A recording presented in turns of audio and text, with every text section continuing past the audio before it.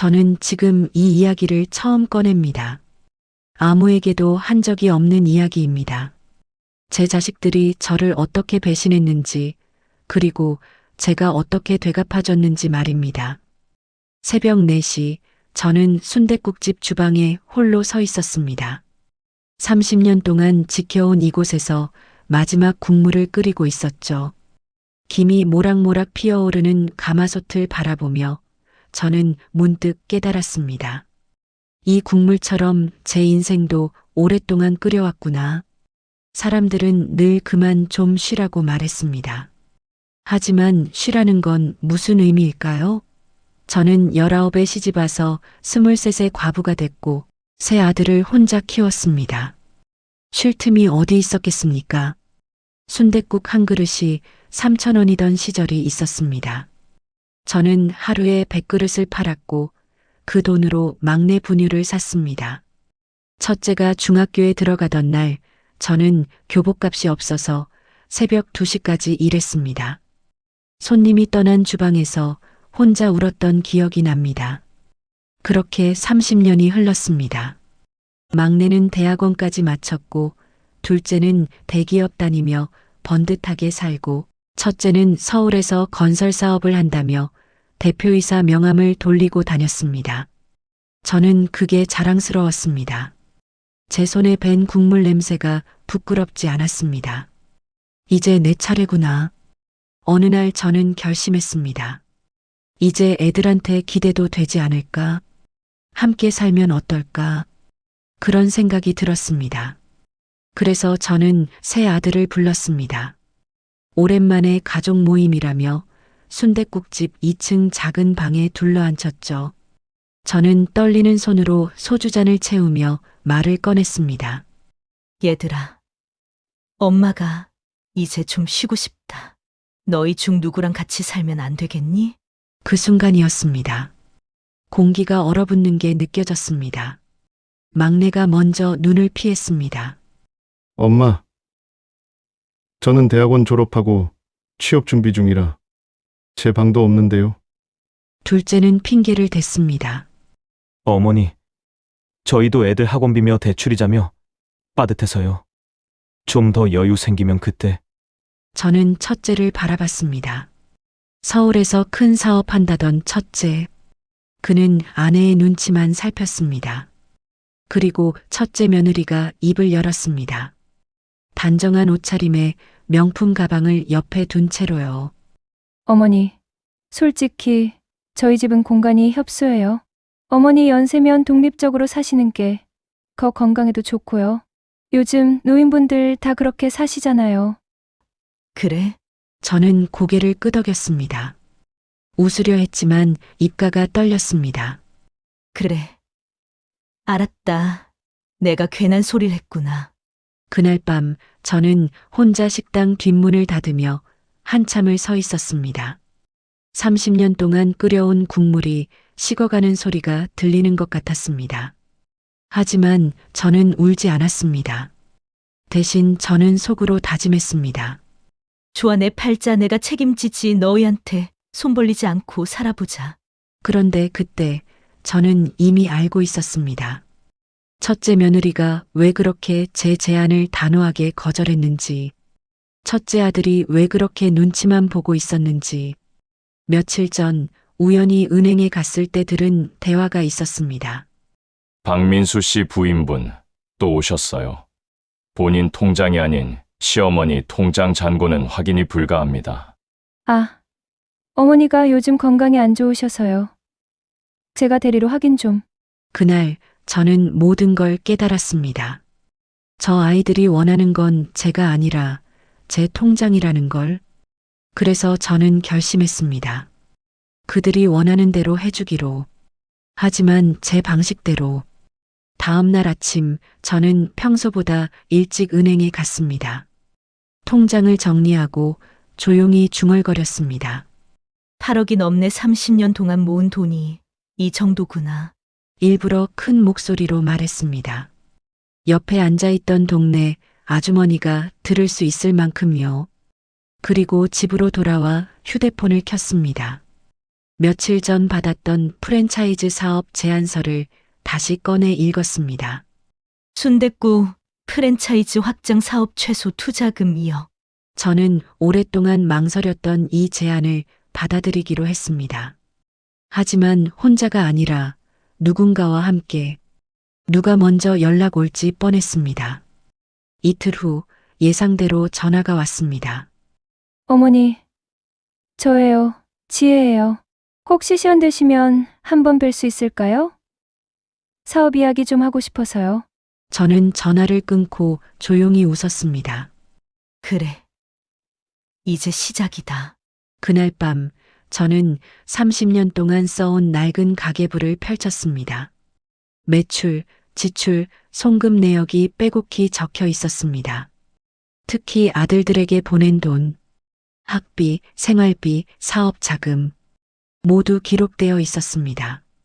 저는 그 위에 3페이지를 펼치고 적었습니다. 복수 계획 1단계 미끼를 던진다. 창밖으로 순댓국집 간판 불빛이 깜빡였습니다. 30년 동안 저를 지켜준 그 불빛, 이제 그 불빛이 저를 위해 다시 한번 타오를 차례였습니다. 저는 혼잣말처럼 중얼거렸습니다. 내가 얼마나 무서운 엄마인지 이제 보여줄 시간이야. 첫째 며느리와의 만남은 시내 한복판 카페에서 이루어졌습니다. 그녀는 명품 브랜드 로고가 선명한 가방을 테이블 위에 올려놓고 앉았습니다. 저는 평소처럼 낡은 핸드백을 무릎 위에 올려놓았죠. 어머니, 커피 드세요. 지혜가 건넨 아메리카노를 받아들며 저는 그녀의 손을 유심히 봤습니다. 매니큐어가 깔끔하게 발라져 있었고 손톱은 제 것과 달리 거칠지 않았습니다. 국물을 끓이고 설거지를 하고 재료를 손질한 손이 아니었죠. 그래서 무슨 이야기를 하고 싶다는 거니? 저는 일부러 조금 피곤한 척했습니다. 어깨를 축 늘어뜨리고요. 어머니, 들었어요. 프랜차이즈 사업하신다면서요? 아, 그건 나이가 드니까 혼자 하기 벅차더구나. 그래서 좀 체계적으로 해볼까 싶어서. 지혜의 눈이 반짝였습니다. 그 순간을 저는 놓치지 않았습니다. 어머니, 제가 도와드릴게요.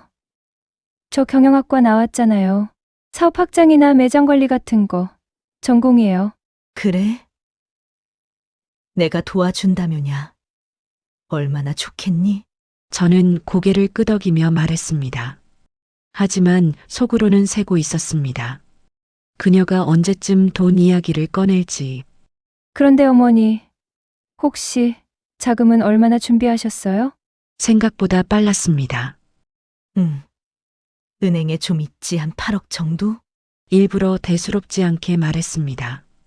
그리고 지혜의 표정 변화를 지켜봤습니다. 그녀의 눈동자가 커지는 게 보였습니다. 8억이요? 어머니, 그 정도면 프랜차이즈 여러 개 내실 수 있어요. 그래? 근데 나는 잘 모르겠더라. 복잡하고 어려워서. 저는 일부러 한숨을 쉬었습니다.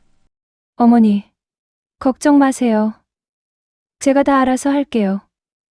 계약서도 제가 검토하고 사업자 등록도 제가 도와드릴게요. 그래주면 고맙지.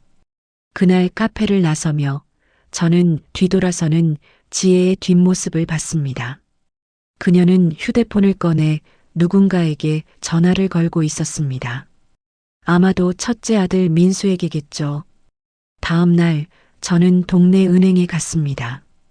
평소보다 1시간 일찍 사람들이 가장 많을 시간대를 골라서요. 창구에 앉아 통장을 정리하는 척하며 저는 일부러 큰 목소리로 말했습니다. 아니, 이자가 이것밖에 안 붙었어요? 8억 넘게 넣어뒀는데 어머니, 요즘 금리가 낮아서요. 8억이면 큰 돈인데 이걸 어디 투자해야 할지 모르겠네. 옆에서 대기하던 사람들의 시선이 느껴졌습니다. 저는 더 크게 말했습니다. 프랜차이즈 한다고 해도 2억이면 되는데 나머지는 어떻게 하지? 그날 오후 예상대로 동네 아주머니들에게서 전화가 왔습니다. 순자 씨, 사업 크게 하신다면서요? 축하해요. 아이고, 뭘 나이 들어. 무슨 사업이람. 하지만 소문은 빠르게 퍼졌습니다. 며칠 후 둘째 아들 민호에게서도 전화가 왔습니다. 엄마, 사업 확장하신다며? 형수한테 들었어요. 응. 조금 해볼까 해서. 엄마 혼자 하시면 힘드실 텐데. 제가 주말마다 도와드릴게요. 넌 회사 다니잖니. 괜찮아. 아니에요. 엄마 가족인데 당연히 도와야죠. 전화를 끊고 나서 저는 씁쓸하게 웃었습니다. 함께 살자고 했을 땐 빠듯하다며 거절하던 아이들이 돈 이야기만 나오니 너도 나도 도와주겠다고 나서는구나. 일주일 후 지혜가 서류 뭉치를 들고 집으로 찾아왔습니다. 어머니, 2호점 계약서 가져왔어요. 여기 사인만 하시면 돼요. 어디 해야 하는 거니? 여기요. 어머니, 그리고 여기도요. 저는 일부러 돋보기를 꺼내 천천히 읽는 척했습니다. 하지만 실제로는 모든 조항을 꼼꼼히 읽고 있었죠. 젊은 시절 회계사무소에서 일한 경험이 있었으니까요. 계약서에는 명의는 제 이름이지만 실질적인 운영권은 지혜에게 있다는 내용이 교묘하게 숨어 있었습니다. 여기 이건 뭔 뜻이니? 아, 그건 어머니 편하시라고 제가 대신 운영한다는 거예요. 어머니는 그냥 투자만 하시면 돼요. 그래? 그럼 편하겠구나. 저는 도장을 찍었습니다. 하지만 그 전에 휴대폰으로 계약서 전체를 사진으로 찍어뒀습니다. 지혜가 화장실 간 사이에요. 그날 밤 저는 계약서 사본을 꺼내 노트에 붙였습니다. 그리고 그 옆에 적었습니다. 증거일 계약서, 원본, 명예 도용 가능성 확인. 다음 날부터 본격적인 2호점 준비가 시작됐습니다. 지혜는 인테리어 업체를 선정하고 직원을 뽑고 재료를 주문했습니다. 모든 과정에 저는 참여하는 척하면서도 조용히 지켜봤습니다. 그리고 이상한 점들이 보이기 시작했습니다. 인테리어 견적이 유독 높았습니다. 저는 따로 다른 업체에 문의해 봤더니 지혜가 제시한 금액의 절반 가격이었죠. 지혜야, 이 견적 좀 비싼 거 아니니? 어머니, 요즘 자재비가 많이 올랐어요. 그리고 이 업체가 제일 좋대요. 저는 더 이상 묻지 않았습니다. 대신 그날도 휴대폰으로 견적서를 찍어뒀습니다. 한 달이 지나자 2호점이 오픈했습니다. 깔끔한 인테리어에 직원들도 잘 뽑았습니다. 첫날 손님이 꽤 많이 왔고 지혜는 뿌듯해했습니다. 어머니, 봤죠? 제 말대로 하니까 잘 되잖아요. 그래. 내 덕분이다. 하지만 저는 알고 있었습니다. 장부가 이상하다는 걸. 매출은 분명 좋았는데 순자에게 보고되는 수익은 터무니없이 적었습니다. 재료비와 인건비를 부풀려 잡은 게 분명했죠. 저는 물어보지 않았습니다. 대신 따로 2호점 직원들과 친해졌습니다. 점심시간에 커피를 사주고 안부를 묻고 이야기를 나눴습니다. 사장님, 저희 월급 언제 나와요? 응? 지혜한테 받는 거 아니니? 아니요, 사장님 명의로 계좌 이체된다고 들었는데. 그 순간 저는 깨달았습니다. 지혜가 제 명의로 직원들 급여 계좌를 만들어 놨다는 걸, 그리고 그 계좌에서 돈이 빠져나가고 있다는 걸. 그날 밤 저는 은행 앱을 켜서 거래 내역을 확인했습니다. 제가 모르는 계좌들이 여러 개 만들어져 있었고 큰 금액이 수시로 출금되고 있었습니다. 이 정도면 횡령이지. 저는 조용히 모든 거래 내역을 캡처했습니다. 그리고 노트에 붙이며 적었습니다. 증거 2명의 도용 계좌 내역. 횡령 혐의 확인. 며칠 후 지혜에게서 전화가 왔습니다. 어머니, 3호점도 내면 어때요? 지금 장사 정말 잘 되잖아요. 3호점? 그럼 돈이 더 필요하겠네. 네. 한 3억 정도요. 어머니 통장에 있는 걸로 충분하죠? 저는 잠시 침묵했습니다. 그리고 답했습니다. 알았다, 한 번 더 해보자. 어머니, 감사해요. 진짜 후회 안 하실 거예요. 전화를 끊고 나서 저는 창밖을 바라봤습니다. 순댓국집 간판이 여전히 깜빡이고 있었습니다. 저는 혼잣말처럼 중얼거렸습니다. 좀 더 증거를 모아야겠어. 그날 밤 저는 변호사 사무실 홈페이지를 검색했습니다. 형사 전문 변호사, 그 중에서도 사기와 횡령 전문인 변호사를요. 이제 3단계 준비를 시작할 시간이야. 다음 날 아침 저는 평소처럼 순댓국집 주방에 섰습니다.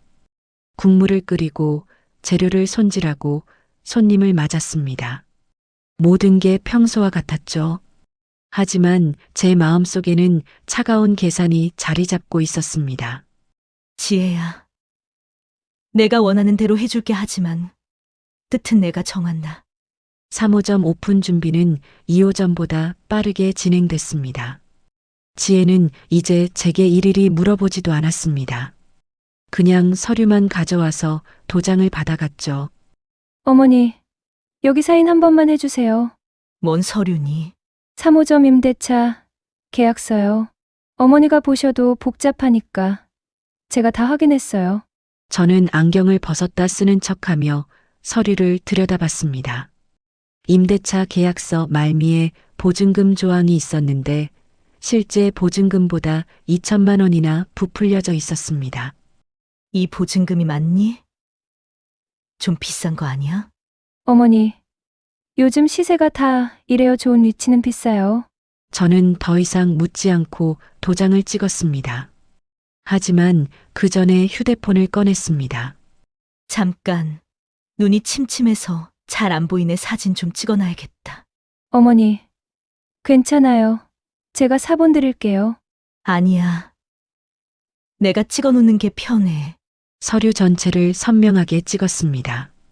지혜는 약간 불편한 표정을 지었지만 뭐라 하지는 못했습니다.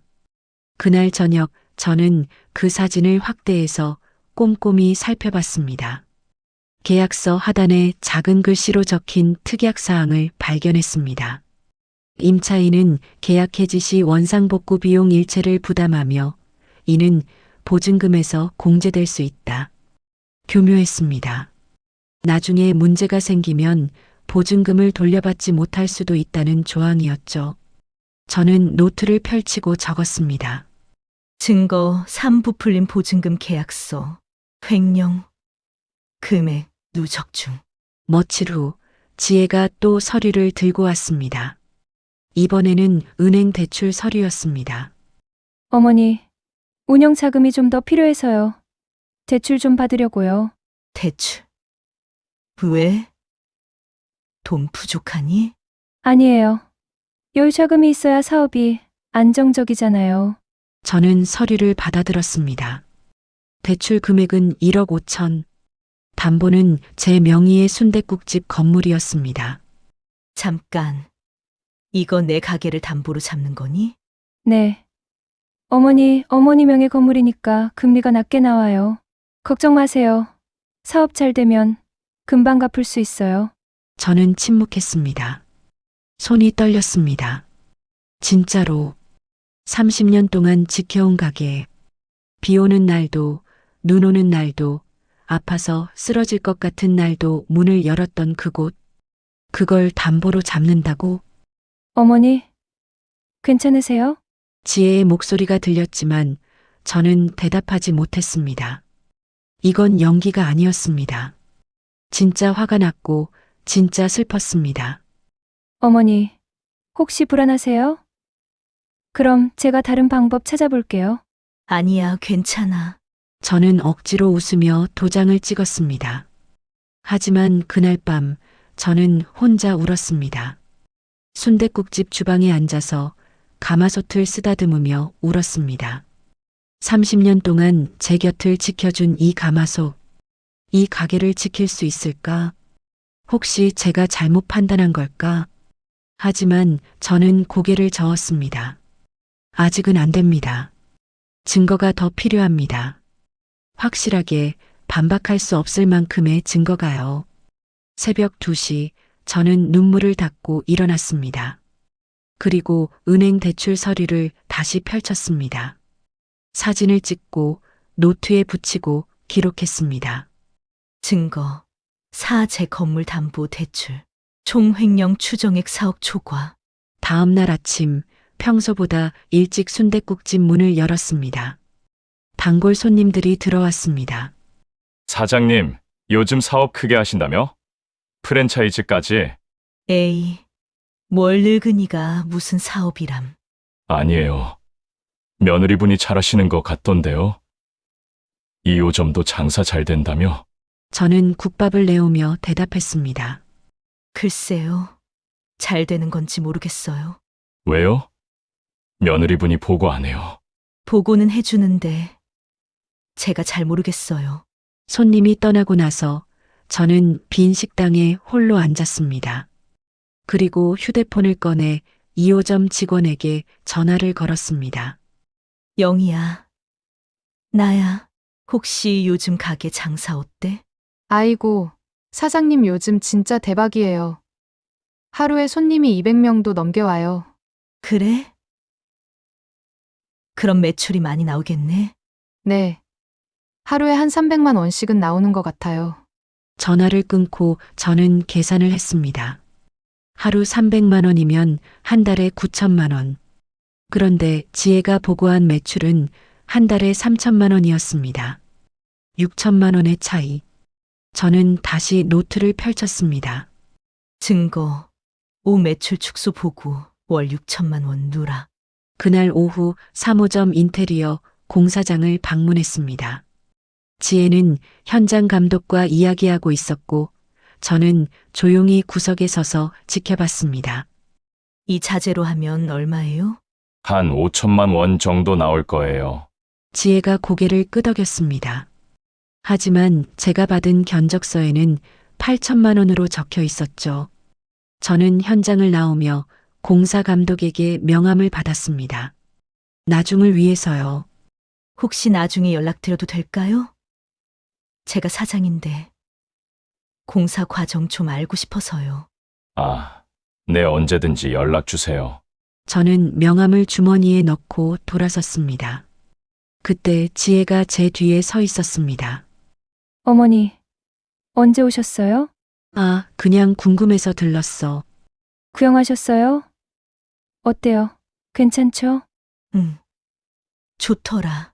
지혜는 웃었습니다. 하지만 그 웃음 뒤에 뭔가 불안한 기색이 보였습니다. 어머니, 혹시 공사 감독한테 뭐 물어보셨어요? 아니. 그냥 인사만 했어. 아, 그렇구나.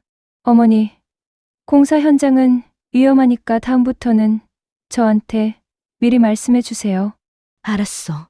집으로 돌아오는 길, 저는 버스 안에서 창밖을 바라봤습니다. 지나가는 사람들, 가게들, 간판들.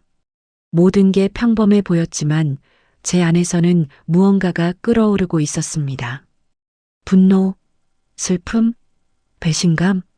아니, 그보다 더 차가운 무언가였습니다. 복수심이었습니다. 그날 밤 저는 오랜만에 첫째 아들 민수에게 전화를 걸었습니다. 민수야. 나야. 엄마. 무슨 일이세요? 아니. 그냥 요즘 잘 지내니? 네, 잘 지내요, 엄마는요? 나도 잘 지내. 근데 지혜가 요즘 많이 바쁜가 보더라. 네, 사업 때문에 정신없어요. 엄마, 지혜가 잘하고 있죠? 응. 잘하고 있어. 엄마, 걱정 마세요. 지혜가 엄마 돈 잘 불려드릴 거예요. 전화를 끊고 나서 저는 한참 동안 가만히 앉아 있었습니다. 돈을 불려드린다.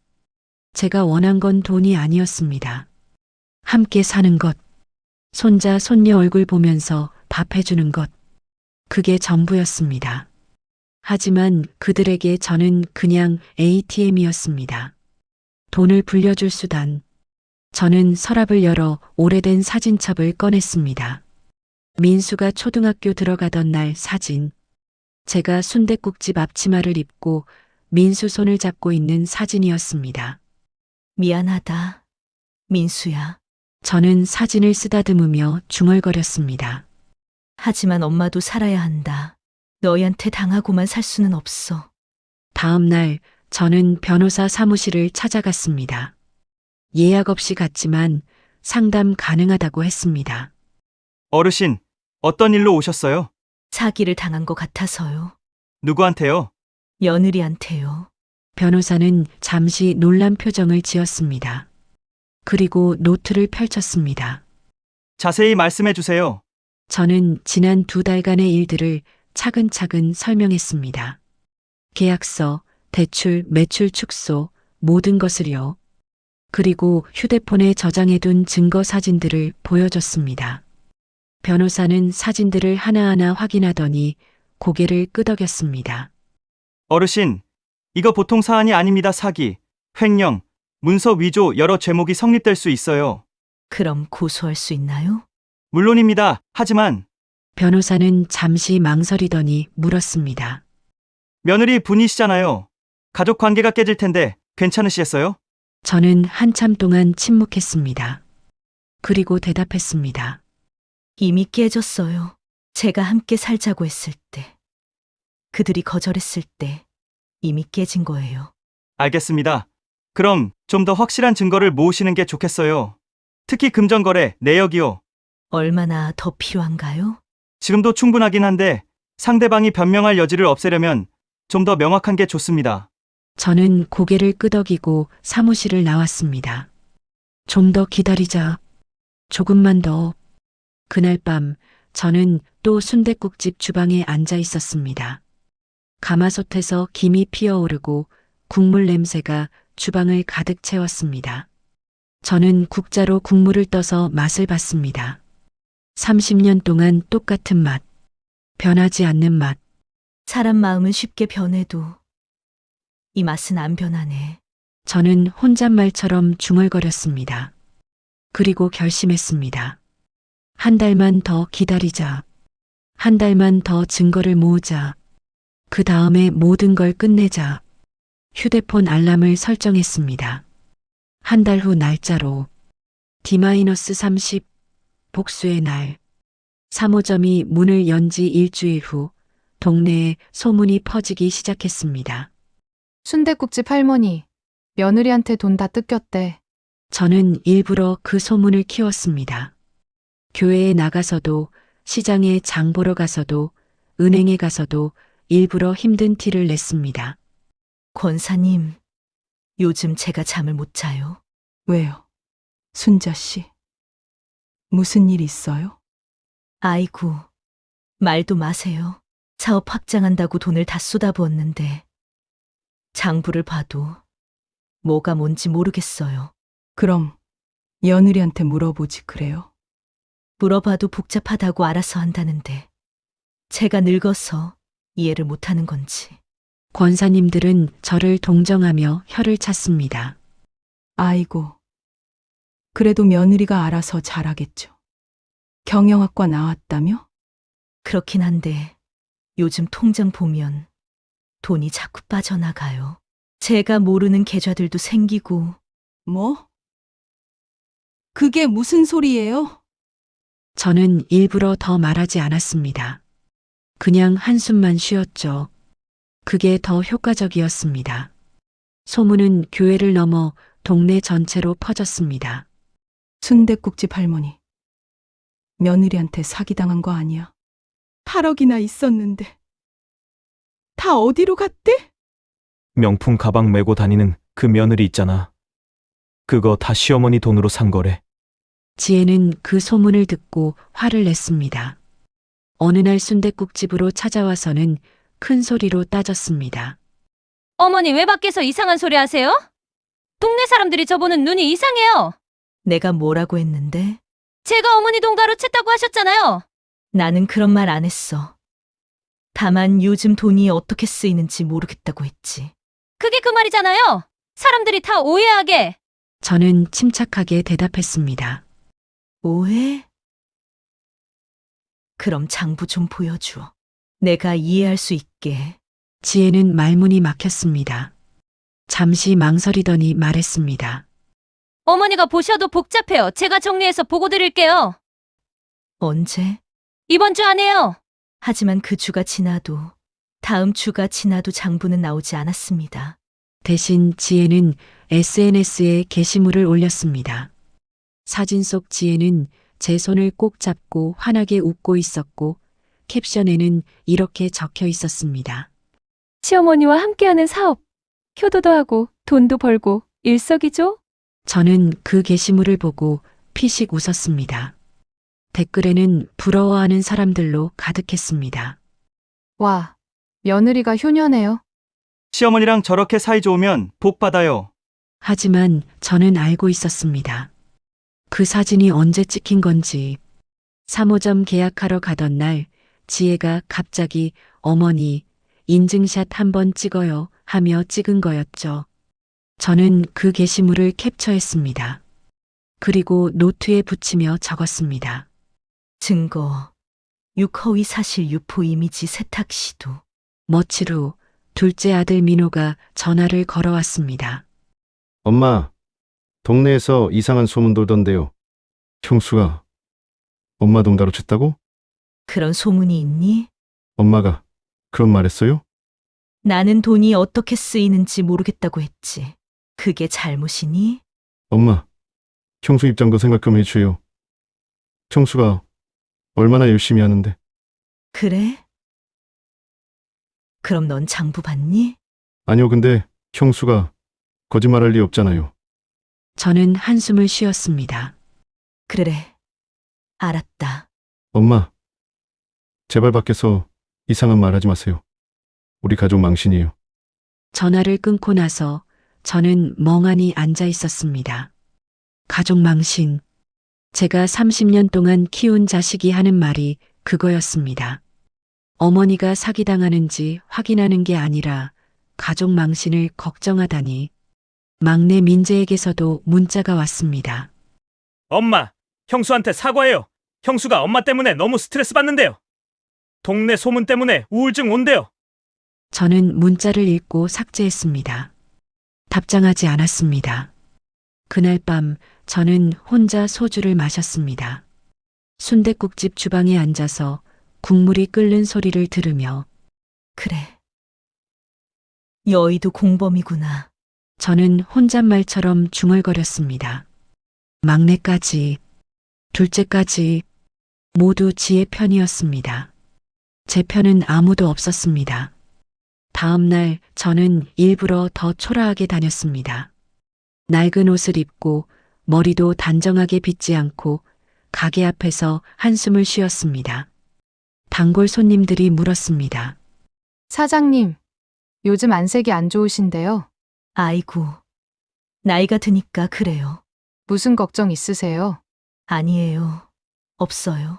하지만 제 표정이 말하고 있었습니다. 뭔가 큰 걱정이 있다고. 그렇게 일주일이 지났습니다. 동네 소문은 점점 커졌고 지혜는 점점 조급해졌습니다. 어느 날 지혜가 제게 와서 말했습니다. 어머니, 제가 잘못했어요. 제가 보고를 제대로 안 드려서 오해가 생긴 것 같아요. 그래? 네. 그래서 이번엔 제대로 정리해서 보고 드릴게요. 장부도 다 보여드리고요. 언제? 이번 주 토요일에 저희 집으로 오세요. 민수 오빠랑 같이 설명드릴게요. 저는 고개를 끄덕였습니다. 알았다. 토요일이 왔습니다. 저는 첫째 아들 집으로 갔습니다. 아파트 30평형. 깔끔하게 정리된 거실에 지혜와 민수가 앉아 있었습니다. 테이블 위에는 서류들이 쌓여 있었습니다. 어머니, 앉으세요. 지혜가 웃으며 말했습니다. 하지만 그 웃음이 예전만큼 자연스럽지 않았습니다. 자, 여기 1호점부터 3호점까지 매출 현황이에요. 지혜는 서류를 펼쳐 보여줬습니다. 그래프도 있고 숫자도 빼곡했습니다. 저는 천천히 서류를 훑어봤습니다. 그리고 물었습니다. 이게 실제 매출이니? 네. 어머니? 그럼 2호점 하루 매출이 100만 원이라는 거네? 네. 요즘 경기가 안 좋아서요. 저는 고개를 끄덕였습니다. 하지만 속으로는 웃고 있었습니다. 2호점 직원 영희가 말한 건 하루 300만 원이었으니까요. 그럼 내 통장에서 빠져나간 돈은 어디 갔니? 그건 인테리어비, 재료비, 인건비예요. 다 영수증 있어요. 영수증 좀 볼 수 있을까? 지금은 정리가 안 돼서요. 나중에 드릴게요. 저는 더 이상 묻지 않았습니다. 대신 가방에서 노트를 꺼냈습니다. 그럼 이건 뭐니? 노트를 펼치자 지난 2달간의 모든 기록이 나타났습니다. 계약서 사진, 은행 거래 내역, 직원 증언, 모든 것이요. 지혜의 얼굴이 하얗게 질렸습니다. 어머니, 이게 나도 바보는 아니야, 지혜야. 저는 차갑게 말했습니다. 부풀린 견적서, 축소된 매출, 내 명의로 만든 계좌들 다 알고 있어. 민수가 끼어들었습니다. 엄마, 오해예요. 제가 그럴 리 없어요. 오해? 그럼 이 증거들이 다 거짓말이니? 엄마가 뭘 알아요? 사업이 얼마나 복잡한데. 저는 민수를 바라봤습니다. 제가 낳은 아들, 제가 키운 아들, 민수야, 너도 알고 있었니? 지혜가 내 돈을 빼돌리는 거. 아니요. 거짓말하지 마. 내 눈이 말하고 있어. 민수는 고개를 숙였습니다. 지혜가 갑자기 소리쳤습니다. 어머니! 어머니가 저한테 사업하라고 하셨잖아요. 제가 뭘 잘못했어요? 사업하라고 했지. 도둑질하라고 안 했어. 도둑질! 제가요? 제가 얼마나 열심히 했는데. 열심히 내 돈 빼돌렸지. 지혜는 눈물을 흘렸습니다. 하지만 저는 흔들리지 않았습니다. 어머니, 제발, 저도 살아야 해요. 빚도 있고, 애들 학원비도 내야 하고. 그게 내 돈 훔칠 이유가 되니? 저는 가방에서 명함을 꺼냈습니다. 변호사 명함이었습니다. 엄마! 민수가 제 팔을 잡았습니다. 엄마! 제발! 가족끼리 이게 뭐예요? 저는 민수의 손을 뿌리쳤습니다. 엄마, 저는 집을 나왔습니다. 뒤에서 지혜의 울음소리가 들렸지만 돌아보지 않았습니다. 엘리베이터를 타고 내려오는 동안 저는 울지 않았습니다. 대신 차갑게 다짐했습니다. 아파트를 나와 집으로 가는 길, 저는 변호사에게 전화를 걸었습니다. 네. 더 이상 기다릴 수 없어요. 전화를 끊고 나서 저는 주머니에서 변호사 명함을 만지작거렸습니다. 그리고 중얼거렸습니다. 이제 막내까지 엮을 증거만 더 모으면 돼. 왜냐하면 며칠 전 막내 민재가 지혜한테 돈을 빌린 걸 알아냈거든요. 지혜가 제 통장에서 빼돌린 돈으로요. 저는 가게로 돌아와 주방에 앉았습니다. 국물이 끓고 있었습니다. 30년 동안 변하지 않은 그 냄새. 사람 마음은 변해도 이 국물은 안 변하네. 저는 국자로 국물을 떠서 맛을 봤습니다. 여전히 똑같은 맛이었습니다. 그날 밤 저는 노트 마지막 페이지에 적었습니다. D-7점 고소장 제출 예정. 일주일이 지났지만 지혜에게서 아무런 연락이 없었습니다. 돈을 돌려놓겠다는 말도 사과도 아무것도요. 대신 민수에게서 문자가 왔습니다. 병원에 입원까지 했어요. 우울증이래요. 저는 문자를 읽고 한숨을 쉬었습니다. 우울증. 참 편리한 말이었습니다. 다음 날 저는 변호사 사무실로 갔습니다. 어르신, 결심하신 거죠? 네. 고소하겠습니다. 변호사는 고개를 끄덕이며 서류를 꺼냈습니다. 여기 고소장 초안입니다. 확인해 보시고 서명해 주세요. 저는 서류를 받아들었습니다. 피고소인 한지혜라는 글자가 눈에 들어왔습니다. 손이 떨렸습니다. 진짜로 이걸 해야 하나? 며느리를 감옥에 보내는 게 맞는 걸까? 어르신, 괜찮으세요? 네. 저는 펜을 들었습니다. 그리고 서명란에 제 이름을 적었습니다. 박순자. 30년 동안 순댓국 한 그릇 한 그릇 팔며 지켜온 이름. 그 이름으로 며느리를 고소하는 거였습니다. 접수는 내일 하겠습니다. 그 전에 마지막으로 한 번 더 생각해 보세요. 아니요. 괜찮아요. 해주세요. 집으로 돌아오는 길, 저는 교회에 들렀습니다. 예배 시간이 아니라 비어 있었습니다. 저는 맨 뒷자리에 앉아 기도했습니다. 주님, 제가 잘하는 걸까요? 제가 너무 잔인한 걸까요? 대답은 없었습니다. 그저 고요한 침묵만 흘렀습니다. 다음 날 오후 고소장이 정식으로 접수됐습니다. 변호사에게서 문자가 왔습니다. 접수 완료. 곧 경찰에서 연락할 겁니다. 저는 문자를 확인하고 휴대폰을 내려놓았습니다. 이제 돌아갈 수 없는 강을 건넌 거였습니다. 그날 저녁 저는 세 아들을 모두 불렀습니다. 순댓국집 2층 방. 2달 전 제가 함께 살자고 제안했던 그곳에서요. 엄마, 갑자기 왜 이래요? 민호가 먼저 물었습니다. 막내 민재도 불안한 표정으로 앉아 있었습니다. 첫째 민수는 안 왔습니다. 지혜 때문에 못 오겠다고 문자를 보냈죠. 얘들아, 저는 천천히 입을 열었습니다. 엄마가 오늘 할 말이 있어서 불렀어. 무슨 말인데요? 엄마가 형수를 고소했다. 순간 방안이 얼어붙었습니다. 뭐라고요? 민호가 벌떡 일어났습니다. 엄마, 지금 무슨 소리 하시는 거예요? 어제 고소장이 접수됐어. 사기, 횡령, 문서 위조. 미쳤어요?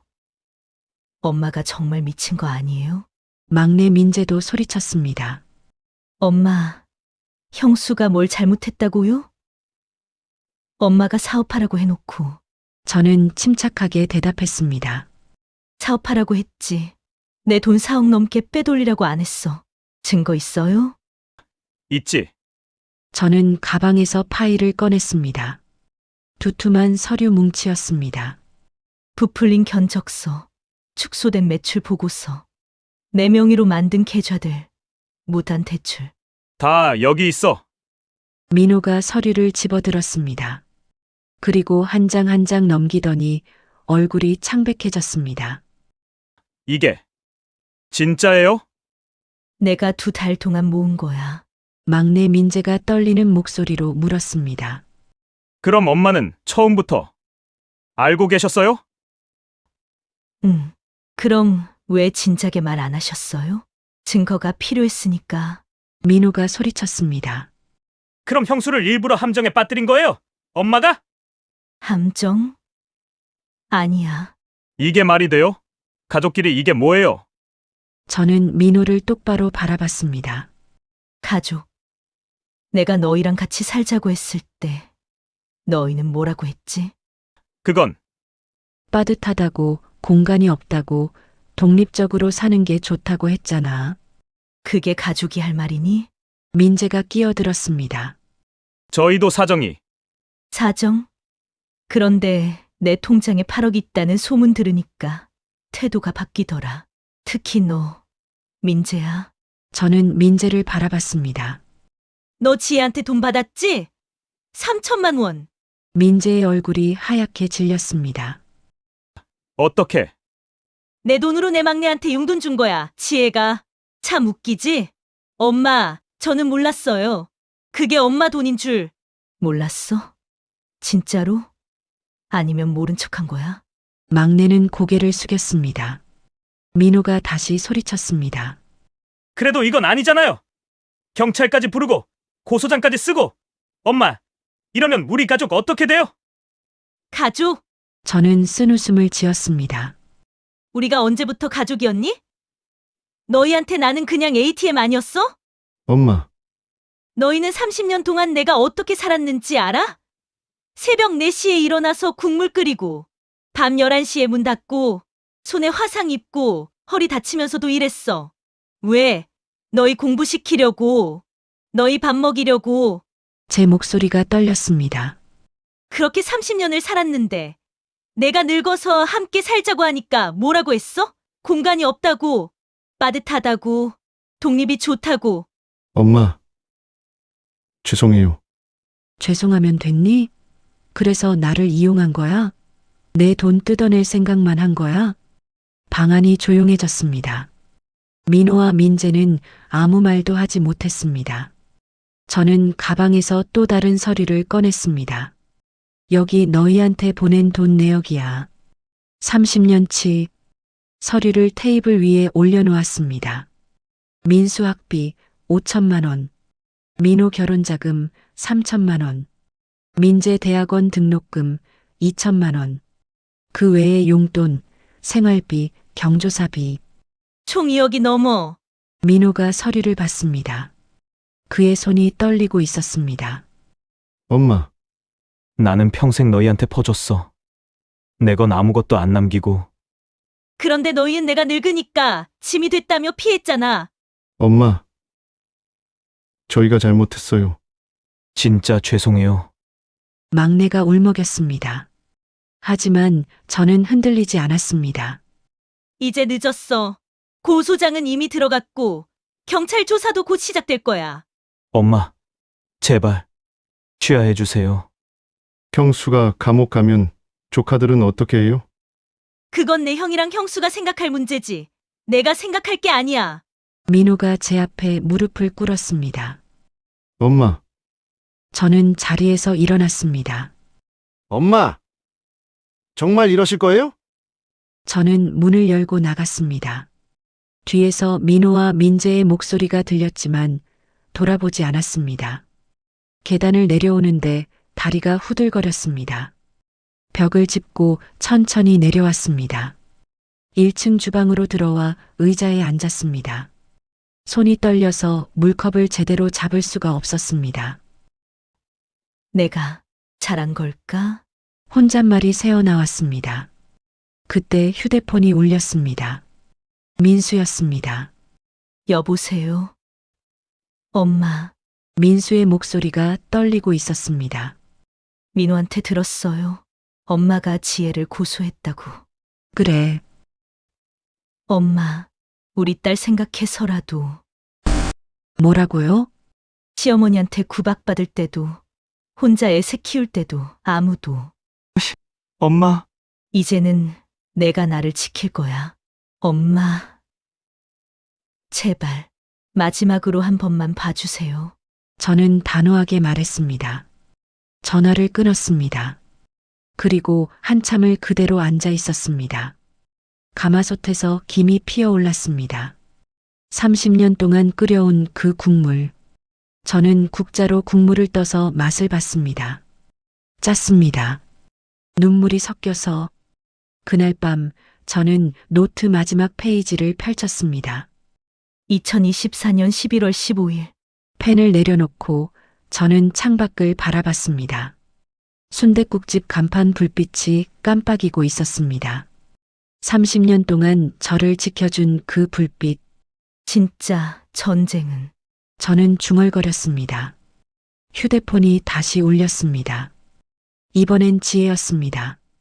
저는 한참을 망설이다가 받았습니다. 여보세요? 어머니. 지혜의 목소리는 잠겨 있었습니다. 어머니. 제가 정말 잘못했어요. 제발 고소 취하해 주세요. 제가 무릎 꿇을게요. 빌게요. 지혜야. 네. 어머니, 너는 나한테 사과할 생각은 안 하고 걸렸다는 생각만 하는구나.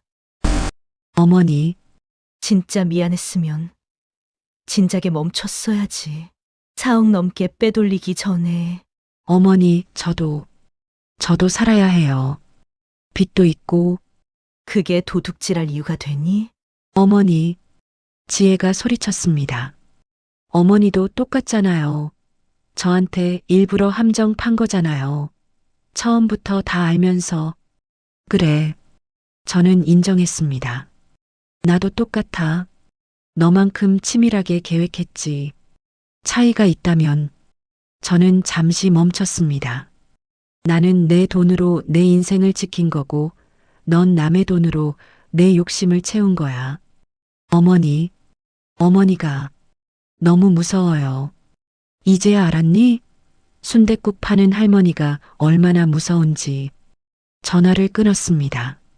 그리고 그날 밤 저는 처음으로 편히 잠들었습니다. 일주일 후 경찰서에서 연락이 왔습니다. 피고소인과 고소인 모두 출석해 주세요. 조사 시작하겠습니다. 저는 변호사와 함께 경찰서로 갔습니다. 복도에서 지혜를 마주쳤습니다. 그녀도 변호사를 대동하고 있었습니다. 지혜는 저를 보자마자 고개를 돌렸습니다. 하지만 저는 그녀의 손이 떨리는 걸 봤습니다. 조사실은 좁고 답답했습니다. 형광등 불빛 아래 형사 2명이 앉아 있었습니다. 피해자 박순자 씨, 맞으시죠? 네, 진술 시작하겠습니다. 편하게 말씀하세요. 저는 처음부터 차근차근 설명했습니다. 2달 전 아들들을 불러 함께 살자고 제안했던 일부터요. 그때 며느리 한지혜 씨가 거절했습니다. 공간이 없다고요. 하지만 며칠 후 제가 은행에 8억이 있다는 걸 알고 나서 태도가 바뀌었습니다. 어떻게 바뀌었나요? 사업을 도와주겠다고 했습니다. 프랜차이즈 확장을 함께 하자고요. 형사는 노트에 받아 적었습니다. 그래서 동의하신 거죠? 네. 하지만 저는 이미 의심하고 있었습니다. 무엇을요? 며느리가 제 돈을 노린다는 걸요. 저는 가방에서 노트를 꺼냈습니다. 2달간 모은 모든 기록이 담긴 그 노트를요. 그래서 저는 증거를 모으기 시작했습니다. 형사의 눈이 커졌습니다. 이게 계약서 사진, 은행 거래 내역, 녹취록, 직원 증언, 모든 게 여기 있습니다. 저는 노트를 펼쳤습니다. 한 페이지 한 페이지 지난 2달의 기록이 빼곡했습니다. 여기 보세요. 2호점 인테리어 견적서입니다. 한지혜 씨가 제출한 건 8천만 원이지만 제가 따로 받은 견적은 5천만 원이었습니다. 3천만 원 차이죠. 확인 가능한가요? 네, 여기 인테리어 업체 사장님 연락처 있습니다. 녹취록도 있어요. 형사는 고개를 끄덕였습니다. 계속하세요. 그 다음은 매출입니다. 한지혜 씨는 2호점 하루 매출이 100만 원이라고 보고 있지만 실제로는 300만 원이었습니다. 어떻게 확인하셨죠? 직원들한테 직접 물어봤습니다. 그리고 POS 시스템 기록도 제가 따로 받아뒀습니다. 저는 USB를 꺼냈습니다. 여기 2호점, 3호점 모든 거래에 내역 들어 있습니다. 형사는 USB를 받아들며 놀란 표정을 지었습니다. 어르신, 준비를 정말 철저히 하셨네요. 옆에 앉은 제 변호사도 만족스러운 표정이었습니다. 저는 계속했습니다. 그리고 이건 제 명의로 만들어진 계좌들입니다. 제가 모르는 계좌가 5개나 됩니다. 한지혜 씨가 제 명의를 도용해서 만든 거죠. 명예 도용 증거가 있나요? 네, 은행 CCTV 확인하시면 됩니다. 제가 가지 않은 날에 만들어진 계좌들입니다. 그리고 서명도 제 것이 아니에요. 저는 자필 서명과 위조된 서명을 나란히 보여줬습니다. 형사는 2 서명을 비교하더니 고개를 끄덕였습니다. 확실히 다르네요. 필적 감정 들어가야겠습니다. 마지막으로 이건 제 건물 담보 대출 서류입니다. 한지혜 씨가 제 동의 없이 1억 5천을 대출받았습니다. 동의 없이요? 네, 저는 서류에 도장만 찍었을 뿐 내용을 제대로 확인하지 못했습니다. 한지혜 씨가 일부러 복잡하게 만들어서요. 저는 대출 서류를 꺼냈습니다. 하지만 나중에 확인해 보니 담보가 제 건물로 설정돼 있더라고요. 30년 동안 지켜온 제 가게였습니다. 제 목소리가 조금 떨렸습니다. 진짜로. 형사는 서류를 꼼꼼히 읽었습니다. 이건 명백한 사기입니다. 총 피해 금액이 얼마나 되죠? 정확히 계산하면 4억 2천만 원입니다. 형사는 숨을 들이켰습니다. 상당한 금액이네요. 조사는 3시간 동안 계속됐습니다. 저는 모든 질문에 정확하게 답했습니다. 날짜, 금액, 장소, 증인. 하나도 빠뜨리지 않고요. 박순자 씨, 증거가 매우 체계적이네요. 혹시 법률 관련 일 하셨어요? 아니요. 젊었을 때 회계사무소에서 잠깐 일했습니다. 숫자 다루는 건 익숙해서요. 아, 그래서 이렇게 꼼꼼하시구나. 형사는 감탄하는 표정이었습니다. 조사가 끝날 무렵 형사가 물었습니다. 어르신, 혹시 합의 의사 있으십니까? 저는 고개를 저었습니다. 없습니다. 가족 관계인데 생각 좀 더 해보시는 게. 아니요. 저는 단호하게 말했습니다. 가족이라서 더 안 됩니다. 가족이니까 믿었는데 그 믿음을 이용했으니까요. 형사는 고개를 끄덕였습니다. 알겠습니다. 피고소인 조사도 곧 진행하겠습니다. 조사실을 나왔을 때 복도에 민수가 기다리고 있었습니다. 엄마, 왜 여기 있니? 지혜 데리러 왔어요. 엄마, 조사 어떻게 됐어요? 잘 됐어. 증거가 충분하다고 하더라. 민수의 얼굴이 창백해졌습니다. 엄마, 정말 끝까지 가실 거예요? 당연하지. 엄마, 우리 딸은요? 딸 생각은 안 하세요? 저는 민수를 똑바로 바라봤습니다. 내 딸? 내 딸은 생각하면서 내 인생은 왜 생각 안 하니? 엄마, 나도 누군가의 딸이었어. 근데 아무도 나는 안 지켜줬어. 혼자 애새 키울 때도 아무도. 엄마, 저희가 잘못했어요. 이제 늦었어. 저는 민수를 지나쳐 걸었습니다. 변호사가 제 옆으로 왔습니다. 어르신, 잘하셨습니다. 증거가 워낙 확실해서 재판에서도 유리할 겁니다. 감사합니다. 그런데 마음은 괜찮으세요? 변호사가 조심스럽게 물었습니다. 저는 한참 침묵하다가 답했습니다. 괜찮지 않아요. 하지만 해야 할 일은 해야죠. 변호사는 고개를 끄덕였습니다. 경찰서를 나와 버스 정류장으로 갔습니다. 해가 중천에 떠 있었습니다. 버스를 기다리는 동안 저는 휴대폰을 꺼냈습니다. 오래된 사진첩 앱을 열었습니다. 민수가 어렸을 때 사진, 순댓국집 앞에서 찍은 사진, 제 손을 잡고 웃고 있는 민수. 미안하다. 민수야. 저는 중얼거렸습니다. 버스가 왔습니다. 저는 휴대폰을 주머니에 넣고 버스에 올랐습니다. 창밖 풍경을 보며 저는 생각했습니다. 정말 제가 잘하고 있는 걸까? 혹시 너무 잔인한 건 아닐까?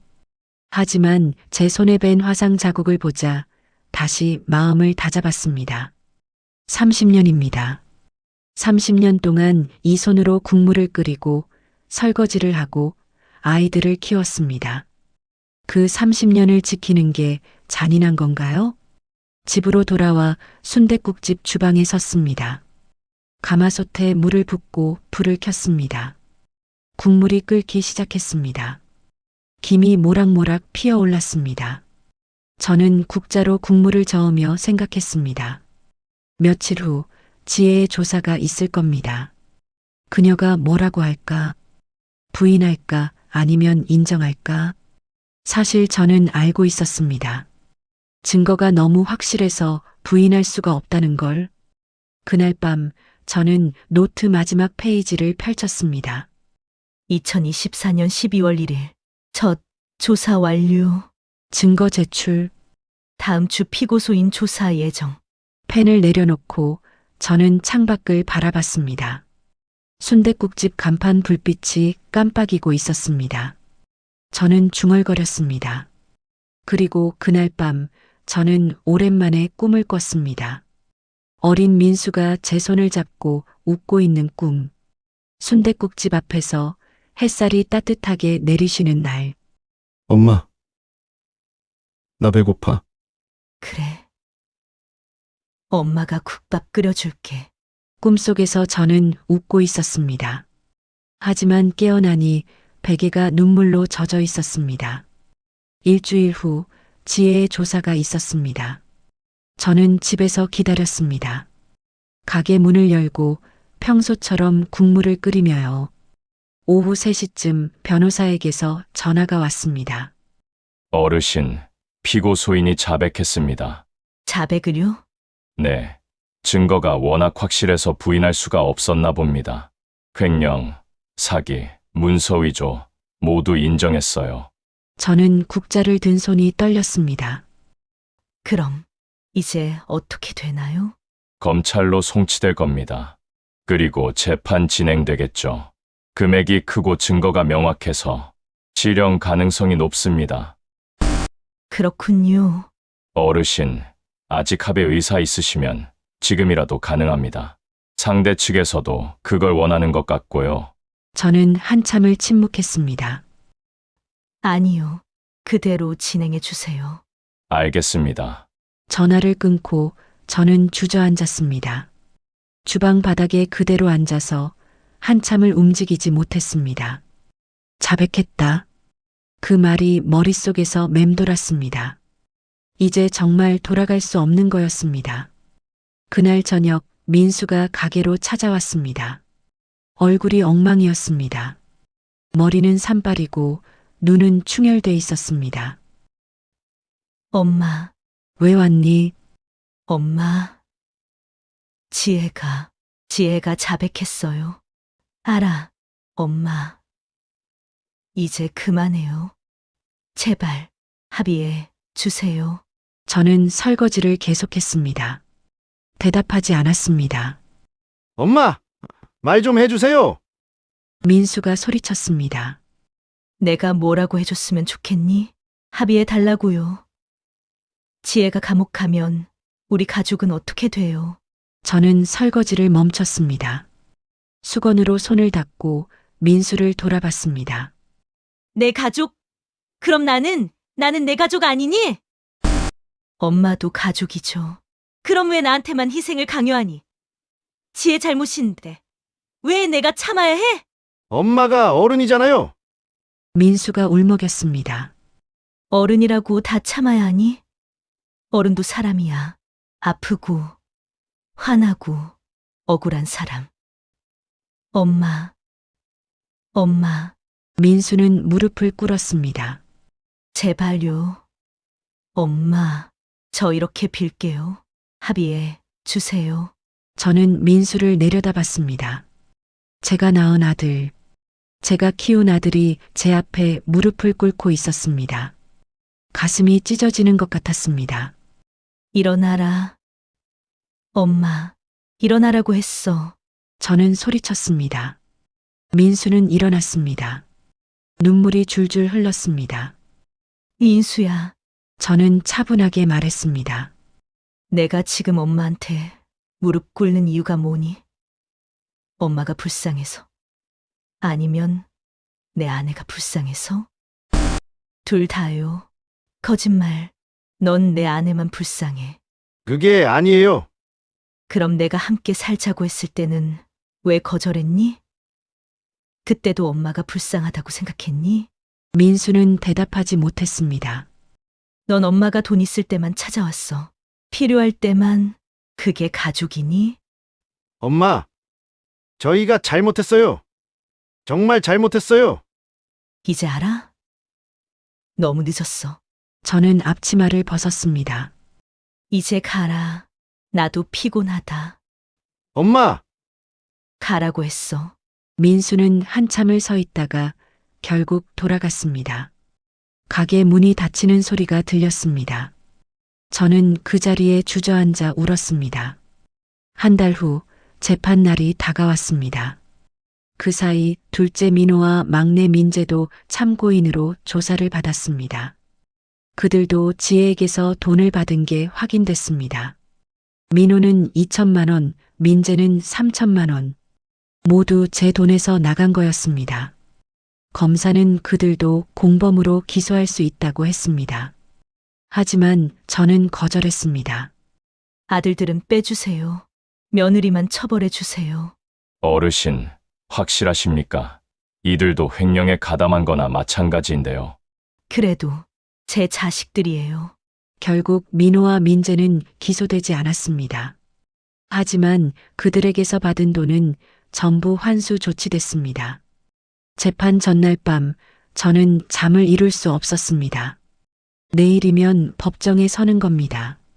며느리와 마주보고 판사 앞에서 모든 걸 다시 설명하는 거였습니다. 새벽 2시 저는 일어나 주방으로 갔습니다. 국물을 끓이기 시작했습니다. 끓어오르는 국물을 보며 저는 생각했습니다. 내가 정말 잘하는 걸까? 하지만 이미 너무 멀리 왔습니다. 돌아갈 수 없었습니다. 재판 당일 저는 검은색 정장을 입었습니다. 평생 입어본 적 없는 옷이었습니다. 법원 복도는 사람들로 가득했습니다. 저는 변호사와 함께 법정 앞에 섰습니다. 그때 지혜를 봤습니다. 그녀도 검은 옷을 입고 있었습니다. 하지만 예전의 그 당당한 모습은 없었습니다. 어깨가 축 처져 있었고 얼굴은 창백했습니다. 우리 눈이 마주쳤습니다. 지혜는 고개를 숙였습니다. 법정 안은 조용했습니다. 판사가 들어오고 재판이 시작됐습니다. 피고인 한지혜, 피해자 박순자 씨에게 사기, 횡령, 문서 위조 등의 혐의가 인정됩니다. 검사가 기소 내용을 읽었습니다. 총 피해 금액 4억 2천만 원, 명예 도용 계좌 5개, 무단 대출 1억 5천만 원. 숫자들이 나열됐습니다. 제 평생 모은 돈들이었습니다. 피고인, 할 말 있습니까? 판사가 물었습니다. 지혜가 일어났습니다. 목소리가 떨리고 있었습니다. 죄송합니다. 제가 잘못했습니다.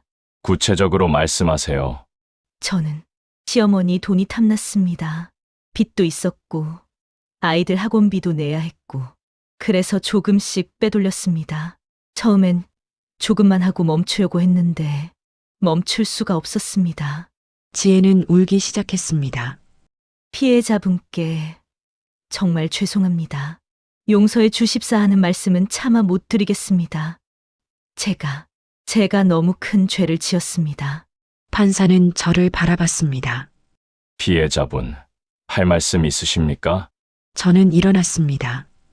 다리가 떨렸습니다. 저는 30년 동안 순댓국을 팔았습니다. 새벽부터 밤까지 쉬지 않고 일했습니다. 새 아들을 키우기 위해서였습니다. 제 목소리도 떨렸습니다. 그렇게 모은 돈을 며느리가 가져갔습니다. 저를 속이고 제 이름을 도용하고 제 건물까지 담보로 잡았습니다. 피고인에 대한 처벌을 원하십니까? 네, 저는 고개를 끄덕였습니다. 재판은 1시간 동안 계속됐습니다. 증거 서류들이 제출됐고 증인들이 증언했습니다. 2호점 직원, 인테리어 업체 사장, 은행 직원 모두 지혜의 범행을 확인해 줬습니다. 판사는 잠시 휴정을 선언했습니다. 2주 후 선고하겠습니다. 법정을 나왔을 때 민수가 복도에 서 있었습니다. 저는 그냥 지나쳤습니다. 민수가 따라왔지만 저는 돌아보지 않았습니다. 2주가 지났습니다. 그 사이 저는 평소처럼 가게를 운영했습니다. 국물을 끓이고 손님을 받고 설거지를 했습니다. 하지만 밤마다 잠을 이룰 수 없었습니다. 선고일이 왔습니다. 다시 법정에 섰습니다. 지혜도 왔습니다. 이번엔 더 수척해 보였습니다. 판사가 입을 열었습니다. 피고인 한지혜에게 징역 4년을 선고합니다. 순간 법정이 술렁였습니다. 지혜가 무너졌습니다. 그 자리에 주저앉아 울기 시작했습니다. 민수가 달려갔습니다. 저는 그 모습을 지켜봤습니다. 가슴이 찢어지는 것 같았지만 눈물은 나오지 않았습니다. 법정을 나왔습니다. 변호사가 말했습니다. 수고하셨어요. 감사합니다. 하지만 승소한 기분이 들지 않았습니다. 그냥 텅 빈 느낌이었습니다. 집으로 돌아왔습니다. 순댓국집 주방에 서서 저는 한참을 멍하니 있었습니다. 4년. 며느리는 4년 동안 감옥에 있을 겁니다. 첫째 아들은 아마 이혼하겠죠. 조카들은 엄마 없이 자랄 거고요. 그리고 저는 가족을 잃었습니다. 그날 밤 저는 오랜만에 술을 마셨습니다. 혼자 소주를 마시며 창밖을 바라봤습니다. 순댓국집 간판이 깜빡이고 있었습니다. 혼잣말이 새어나왔습니다. 하지만 대답은 없었습니다. 며칠 후 지혜가 수감됐다는 소식을 들었습니다. 그리고 첫째 아들 집이 경매에 넘어갔다는 소식도 들었습니다. 지혜가 몰래 받은 대출 때문이었습니다. 그로부터 5년이 흘렀습니다. 저는 지금 시골 작은 집에서 혼자 살고 있습니다. 순댓국집은 2년 전에 정리했습니다. 더 이상 새벽에 일어나 국물을 끓일 기력이 없었거든요. 가게 건물은 팔았습니다. 30년 동안 지켜온 그곳을요. 마지막 날 가마솥을 쓰다듬으며 한참을 울었던 기억이 납니다. 가마솥에게 말했습니다. 30년 동안 저와 함께 국물을 끓였던 그 가마솥에게요. 이곳 시골집은 조용합니다. 새소리가 들리고 바람소리가 들립니다. 가끔 이웃 할머니가 밭에서 딴 채소를 갖다 주기도 하죠. 저는 작은 텃밭을 가꾸며 살고 있습니다. 상추, 고추, 토마토. 손으로 흙을 만지는 게 좋습니다. 국물 냄새가 아니라 흙 냄새가 나는 삶이요. 둘째 민호와 막내 민재는 여전히 연락이 없습니다. 가끔 명절에 문자가 옵니다. 엄마 건강하세요. 그게 전부입니다. 저도 답장하지 않습니다. 첫째 민수는 한 달에 한 번 정도 문자를 보냅니다. 엄마, 미안해요. 엄마, 용서해 주세요. 하지만 저는 읽고 지웁니다. 답장하지 않습니다. 어제 오랜만에 예전 순댓국집이 있던 동네에 갔습니다. 제가 30년 동안 지켰던 그 자리에는 이제 다른 음식점이 들어서 있었습니다. 젊은 부부가 운영하는 퓨전 레스토랑이더군요.